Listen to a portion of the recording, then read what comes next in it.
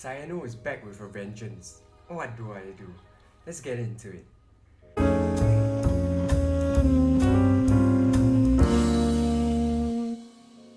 Hey everyone, welcome back to another video by Reef. So in today's update, I'm going to share about how I'm dealing with my cyanobacteria. So about a month back, I was struggling with cyanobacteria. However, after some cleaning and good husbandry, it all went away. I mean, it was to the point where I couldn't find a single spot of cyanobacteria in my tank anymore. You can check out the video right here. However, over the past week, it is now back with a vengeance.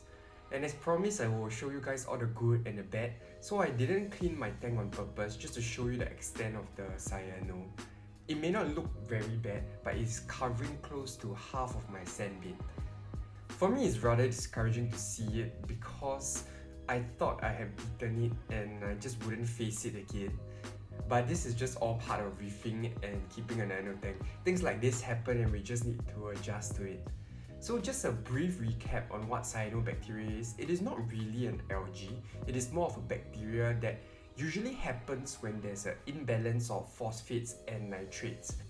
So usually when algae or cyano comes back into my tank after I've beaten it, I always look at a couple of things. But before I go into that, it would be super helpful if you could like this video and subscribe to my channel. It'll go a long way to helping me and supporting me. Thank you. Alright, so the first question that I always ask are, how are my parameters? So usually I will check all of my parameters including my temperature and my salinity just to make sure that they are all in order. And as I check all my parameters, they have been rather constant. I guess that's the benefit of me checking my parameters twice a week. I have quite a good pulse on my tank and what is doing well and what is not. So most of my parameters have remained rather stable for the past few weeks and it has not changed much. So I knew this probably isn't the reason. The second question I asked is, have I changed my feeding regime or my maintenance schedule in any form or any way? So this question is more of to find out whether there are things that have affected the nutrients or the chemistry within the tank. This is important to ask because your tank could be changing due to new food or new adjustment to your maintenance schedule. So it could be, for example, if you were changing your filter floss less or you tried a new form of food. For me, I did not change anything to my feeding. I'm still rotating around the same few food that I feed my tank. I also have not changed my maintenance schedule since I started, and I've stuck to the same routines week in and week out, so I knew this isn't a reason as well. The final question I asked is if there has been anything that I have added or removed from the tank. This could come in the form of live rocks, corals, fishes, or even cleanup crew. And I realized that this might be the real cause of my new cyano. If you have been keeping up with my tank, you will have noticed that my torch corals have been growing great, which is of course good news. But with that being said, many of my torches within my tank are starting to touch one another and they are fighting for real estate just as corals do. So trying to be a good reefer and a good owner, I decided to add 2 new Carib Sea live rock frag zone plugs to my tank. And this is to give my corals more space to grow. So this was the only change in my tank in the past few weeks. And within 2 days of doing so, cyano started to grow on my sand bed. I also recalled that the previous time that I added the frag zone live rock, a week later I had experienced cyano. So I'm not saying that this is definitely the cause of my cyano, but this is most probably the reason.